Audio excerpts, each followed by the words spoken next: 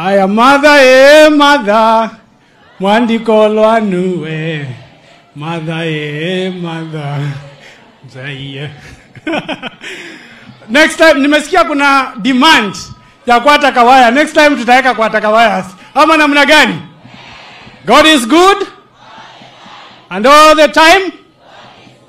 Wa mama mpo? Aidhi banzili leo. Wapi shangwe ya Mutuse? Wapi shangwe ya Kingi? Wapi shangwe ya Faruk? Wapi shangwe na nderemo ya waheshimiwa? Asante sana. Mimi yangu ni machache kwa sababu nimemsikiza mheshimiwa Kingi na unajua ni msafi wa Kiswahili. Kiswahili yetu ni ya bara. Yeye anapanga maneno ya kule coast. Lakini niseme hivi. Kwanza niseme mheshimiwa Mutuse, tuko na historia kubwa sana. Kwa sababu mimi niko sasa kwa kiti kwa tamu ya 3. Na hiyo miaka yote karibu 13 nimekuwa nikifanya kazi na Mutuse. Wakati amekuwa msaidizi mkubwa wa Governor Mutua. Na Mutuse ni kijana shupavu. Huyu Mutuse, mtakumbuka kabla ya uchaguzi ya William Ruto ya 2022. Kabla ya uchaguzi wake, Kenya ilikuwa imegawanyika sana kwa misingi ya ukabila. Na kwa mara ya kwanza, tukaona kiongozi ambaye anachaguliwa kwa sera. Kwa sera sio ukabila. Kwa sababu kwa wakubwa wadogo wote walisema zile shida ambazo tuko nazo kama Kenya sio za kabila fulani. Wakati tuko na shida ya matibabu hapa Ukambani, kuna shida zile zile utapata kule Kisumu, zile shida utapata kule Coast. Yale mashida ambayo tuko nao kama Kenya sio mashida ya jamii, na hakuna haja ya kuweka watu katika hali ya ukabila ama kuomba kura kupitia kwa njia ya kugawanisha watu kwa misingi ya ukabila. Lakini wakati tulimaliza hizi kura, nyinyi mliona vile kuliendelea. Mara siasa mbaya ikaanza ya kugawanisha wa Kenya. Mara ikawa kuna jamaa anazunguka anasema nyinyi hamko na shares, na wale hamuna shares amupasi kupata usaidizi kwa serikali ya William Ruto. Wengine mara hii kabila ndio mzuri. Na mimi nikashangaa kwa sababu jamii ya Wakamba kwa mfano, Wakamba hawayuko hapa Makueni peke yake, hawayuko Kitui peke yake, hawayuko Machakos peke yake. Wakamba wako sehemu zote za Kenya. Kuna Wakamba wako kule Kisumu, kuna Wakamba wako Mlima, kuna Wakamba wako kule Coast. Hata Mlima yenyewe wenzetu wako pande zote za Kenya.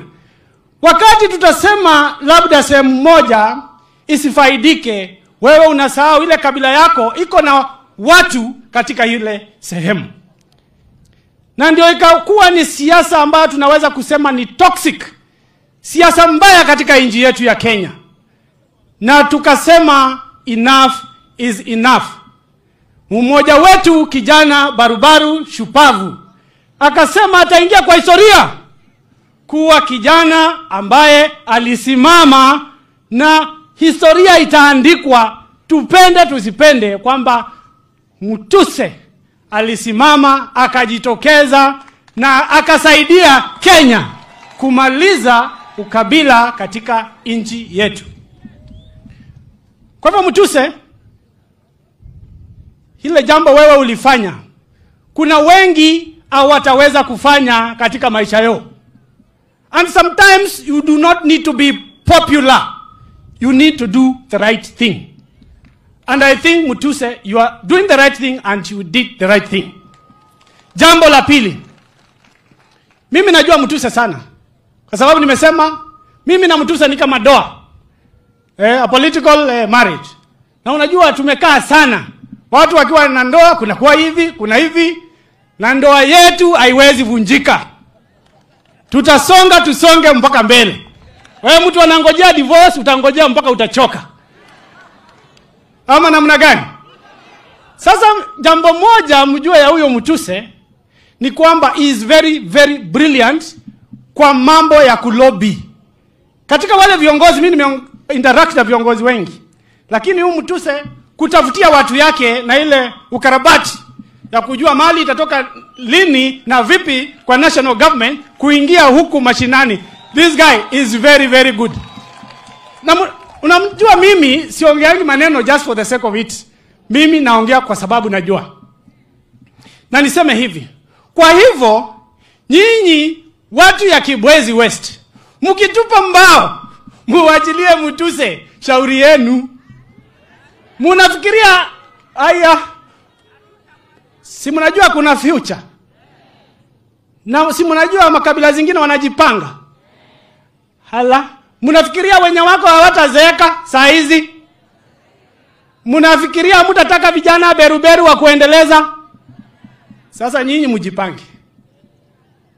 Jambo la tatu, Rais wetu wa Kenya amesema atafanya kazi na kila mtu na kila jamii, na atafanya maendeleo kwa kila jamii.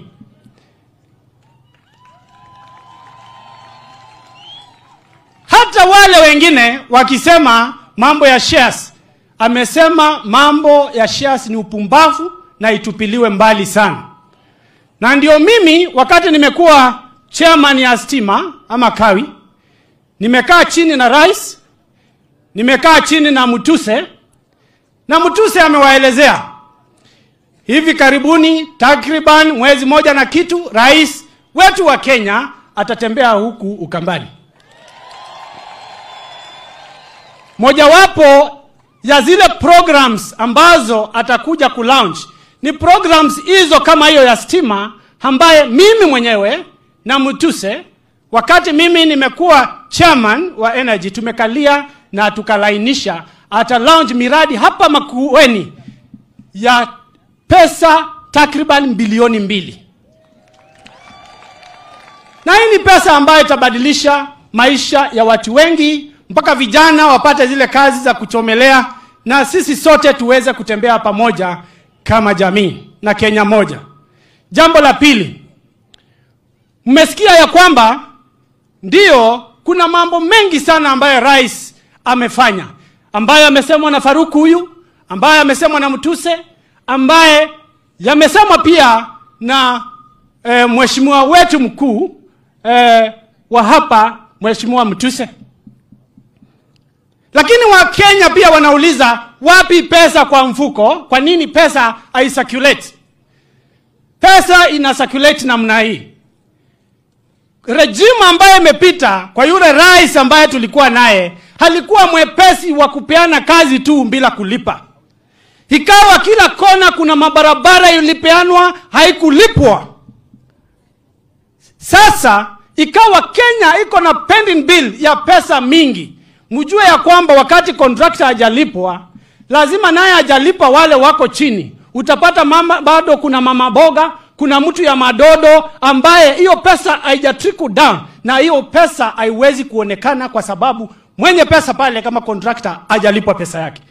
Na ndio sababu rais akasema analipa wale wote ambao walidai hizo mabarabara ambazo zilianzishwa na regime ambayo ilipita na wakakosa kumaliza. Tayari hapa Ukambani ni waelezee, wiki 3 imepita, bilioni takriban 6 zimelipwa hapa Ukambani peke yake, kuweza kulipa wale makontrakta, ndio kazi iendelee na pesa iweze kuingia kwa mfuko. Mnajua hata hapa kwetu, hata hapa Kibwezi, kuna ile barabara ya Kibwezi, na mnajua hata wale ambao walipaswa kupewa pesa yao, ile ya compensation, hawakupewa pesa yao, takriban 1.5 billion. Niwaelezee, wakati rais anaingia hapa mwezi moja, tayari hiyo pesa itakuwa imeingia kwa akaunti za wenye kulipwa ile compensation ya mashamba yao. Pia nikimalizia niseme hivi. Kwa wakati mwingi sisi kama Wakamba tumefeel kama neglected kwa programs za serikali, kwa serikali ambazo zilikuwepo. Lakini kwa ile msafara ama tour ya president wetu, nataka kuwahakikishia kwa mazungumzo ambayo tumefanya na viongozi wa hapa kwamba it will not be business as usual. Mtaona miradi katika sekta ya mabarabara ambao barabara mpya zitaanzishwa. Mtaona miradi kubwa ya maji ambayo itaanzishwa. Na niwakumbushe kwa sababu ya muhimu sana. Huyu Mheshimiwa Faruk amezungumzia mambo ya SHA. Mfumo ambao ulikuwa wa NHIF ulizungumzia sisi waheshimiwa kulipa kiwango cha 500 ndio tupate matibabu ya NHIF. Kama mwananchi wa kawaida, mama mboga analipa 500. Tangu lini mbunge akawa kiwango moja na mama mboga? Na kama rais alisema haiwezekani tena mbunge alipe kiwango moja, mwenye mapato alipe kiwango moja na mwenye hana mapato, hiko na makosa gani kusema tajiri alipe kama tajiri, masikini apewe matibabu? Na kwa hivyo hii mfumo ya SHA muingie hapo ndani, na wale wana complain zaidi mjue ni wale wenye utajiri zaidi ambao wanaambiwa watakatwa zaidi, ndio tuweze kushughulikia wenye sio matajiri, ndio tuweze kutembea sote kama Kenya moja. Finally, siasa mingi ikasemekana, porojo mingi ikasemekana, lakini niwakumbushe Kenya iko better right now within 2 years. Mkumbuke Rais William Ruto hajatawala kwa miaka 10. Kuna wale wanauliza maswali mingi, wanakombea sijui na nani. Unakombea vipi miaka 10 na miaka 2 ya rais wetu ambaye kwa hii miaka 2 aikanashua unga imeteremka, mafuta imeteremka, fertilizer imeteremka kwa miaka 2, matokeo kubwa kwa miaka 10 ambao wengine walikuwa kwa uongozi na hawakuweza. Siasa ya ukabila tuweke kando kabisa. Mimi mnajua hata nilikuwa na marafiki na wengine ambao walileta ukabila, na nikasema watokomee mbali kwa sababu mimi sitafanya kazi na wakabila. Na nyinyi mjiulize, kwa nini wanakuja huku kuwachochea? Wakati mtu anakuchochea wewe, na wakati amekuwa deputy rais kwa miaka 2, anjatembelea wewe, anjaletea hata kikundi moja 1,100, na sasa amekuwa mfalme, amekuwa all good names, yet when they had the opportunity they did not help you. Mkumbuke siasa ya mdomo ni tofauti sana na siasa ya maendeleo, na sisi tukuamilie hapo na William Ruto kwa siasa ya maendeleo. Mungu awabariki sana. Basi mimi pia kwa sababu imesemekana kuja hapa lazima utoe airtime kidogo ndio tusupport wa mama wetu, hata mimi nitasupport kidogo na 300,000. Haya. Huyo Vincent Kawaya anatosha.